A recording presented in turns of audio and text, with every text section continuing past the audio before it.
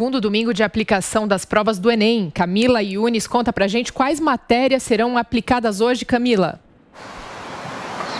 Oi, Mariana. Pois é, hoje, segundo dia de provas do Enem, serão 90 questões, 45 de matemática e 45 de ciências da natureza. Ciências da natureza são aquelas questões de química, física e biologia. Os portões, a gente lembra, abre ao meio-dia e fecha a 1h da tarde. Então, a gente lembra para o aluno se antecipar o quanto antes, vir mais tranquilo, para justamente não chegar em cima da hora e correr o risco de ter o portão fechado. Mas a prova, ela começa só a partir da 1h30, para dar aquele tempo de arrumar, de todo mundo sentar e dar o início da prova. A saída dos alunos ela é permitida a partir das 3h30 e com o caderno de prova, o aluno só pode sair a partir das 6h da tarde e a prova termina às 6h30.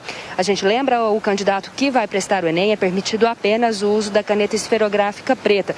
Portanto, lápis e borracha e caneta de outra cor não é permitido e também o uso de celular é terminantemente proibido. Ele tem que ficar dentro daquele envelopinho que a organização entrega e caso o telefone toque, o candidato vai ser ele pode ser desclassificado. A gente lembra também que é imprescindível o documento com foto e para apresentar na hora da prova e também o uso obrigatório de máscaras.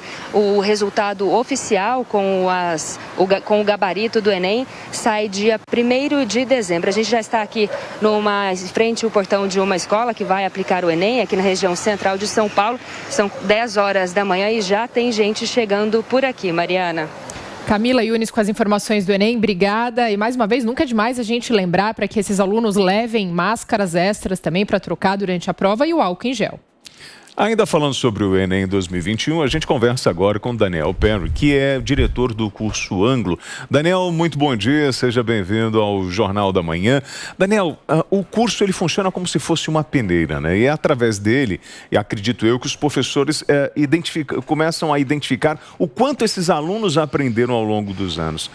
Nesse período de pandemia, o que vocês observaram, ou pós-pandemia, deste Enem? Houve um enfraquecimento no conteúdo dessa garotada? Olá, William, bom dia. Olá a todos, bom dia. Sim, a gente percebe que nesse período de pandemia, em 2020 e 2021, houve perdas pedagógicas. Então, o que significa isso? Que os alunos tiveram mais dificuldade de absorver determinados conteúdos, de desenvolver determinadas habilidades. Então, o desempenho deles acaba sendo um pouquinho abaixo do que deveria ser, ou do que era normal há alguns anos atrás. Muito bem. Agora, professor, eu gostaria que você comentasse também sobre a afirmação do presidente, né, de que o exame tivesse a cara do governo. O senhor acredita que esse exame, esse ano, teve a cara do governo? E também, como o senhor avalia essa afirmação? Na verdade, o exame ele teve o padrão que o Enem apresentou ao longo da última década, um padrão consagrado, né, em que se cobra determinados conteúdos, determinadas habilidades. Os temas tratados, temas de caráter social, também estão ligados ao padrão que o Enem apresentou. Então, abordar o racismo, o empoderamento feminino, abordar a questão indígena, não foi nada de diferente. Na verdade, a prova foi uma prova elogiada por temas que são importantes e necessários, né? A afirmação do presidente, imagino que está ligada à ideia de buscar um exame, né, de qualidade. Dessa forma, houve um exame bem feito que foi elogiado por alunos e professores. Nesses cursos, a gente observa no preparatório, né, para o Enem, eu acredito que vocês apresentam lá aqueles macetes, né, e as orientações para o aluno para ele manter a calma.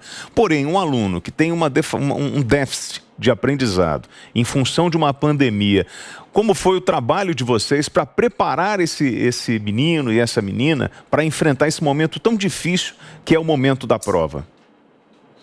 Bem, o trabalho, nesse sentido, ele tem que buscar preencher essas lacunas. Então, os estudantes, eles tiveram que revisar alguns conteúdos básicos que normalmente não teriam que revisar. E a gente buscou, né, organizar isso.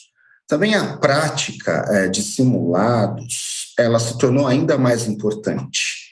Então, oferecer isso para o aluno foi bastante necessário.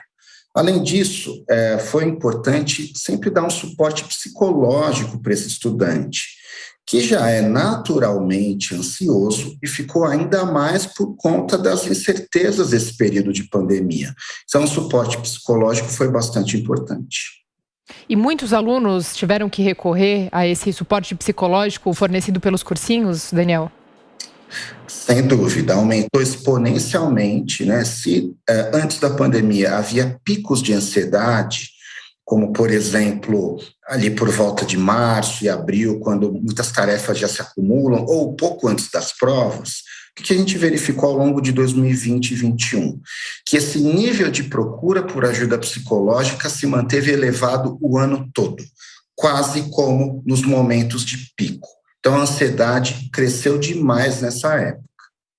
Sem querer generalizar, mas fico tentando entender qual é a maior dificuldade do aluno. Se é naquele primeiro dia na prova da redação ou se é no segundo, que é aquele que vem as equações, a prova de matemática.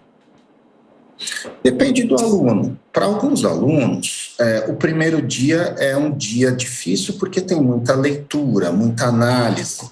Para outros que têm mais dificuldade com a área de exatas, especialmente, hoje é o dia mais difícil, né?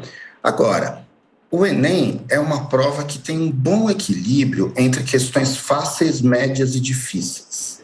E como o desempenho de cada candidato é avaliado a partir do TRI, né, do método TRI, a nota é resultado da coerência pedagógica desse aluno. Então, se ele for para a prova com uma estratégia bem definida, conseguir acertar tudo o que ele sabe, ele vai ter uma nota legal. E a evasão nos cursinhos preparatórios aí foi muito grande nesse período, Daniel? Foi maior do que em anos anteriores. Por quê? Porque muita gente não conseguiu se adaptar ao EAD, se desestimulou com essas incertezas desse período e acabou desistindo de se preparar para o Enem e para os vestibulares. A gente também não pode esquecer que a crise econômica, ela afetou o poder de compra e muitos alunos precisaram ter que trabalhar e simplesmente deixaram de pensar em entrar na universidade. Isso passou a não ser mais parte da sua realidade. Então, deixaram de se preparar para os exames vestibulares. Os pais ficam muito ansiosos nesta data, né, na expectativa da nota do Enem. Nesse trabalho que vocês fizeram, você falou sobre os simulados. O resultado foi positivo nos simulados? Diferente de outros anos ou nada mudou? O que a gente percebeu? Que o desempenho médio foi um pouquinho abaixo dos outros anos. Tá? Então, o que isso significa? Que houve, sim, perdas pedagógicas. Claro, né, que existem alunos que conseguiram se adaptar melhor e até conseguiram crescer nesse período em termos acadêmicos. Mas houve uma parcela desses estudantes que acabaram sendo muito prejudicados e o desempenho, consequentemente, caiu. No geral, uma queda, sim, se pode notar no desempenho desses vestibulandos. Muito bem, nós conversamos então com o Daniel Peri, ele que é diretor do curso Anglo. Muito obrigada pela sua presença, Daniel. Obrigado. Eu que agradeço.